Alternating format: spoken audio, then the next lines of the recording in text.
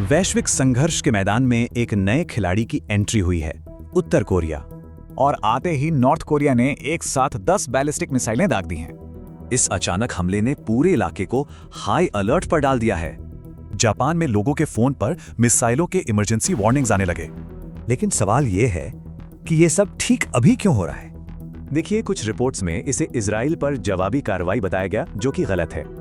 असल में ये जवाबी कार्रवाई नहीं, बल्कि एक स्ट्रेटेजिक मौके का फायदा उठाना है। नॉर्थ कोरिया को एक कमजोरी नजर आई है, क्योंकि अमेरिका का ध्यान कहीं और है। अमेरिका अपने जरूरी एयर डिफेंस सिस्टम्स को साउथ कोरिया से हटा रहा है। तो चलिए समझते हैं कि कैसे मिडिल ईस्ट की वजह से ईस्ट एशिया में ये सब हो रहा है। ईरान के साथ जो तनातनी चल रही है, उसमें अमेरिका के काफी रिसोर्सेज लग रहे हैं।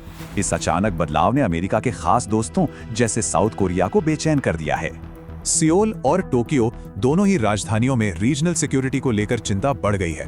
वहां के प्रेसिडेंट भले ही दिलासा दे रहे हों, पर सच्चाई तो यही है कि वो अब कमजोर हैं। और इसी का फायदा उठाकर नॉर्थ कोरिया को अब आक्रामक होने की खुली छूट मिल गई है। नॉर्थ कोरिया का सबसे बड़ा हथियार तो उसका न्यूक्लियर आर्सेनल ही है।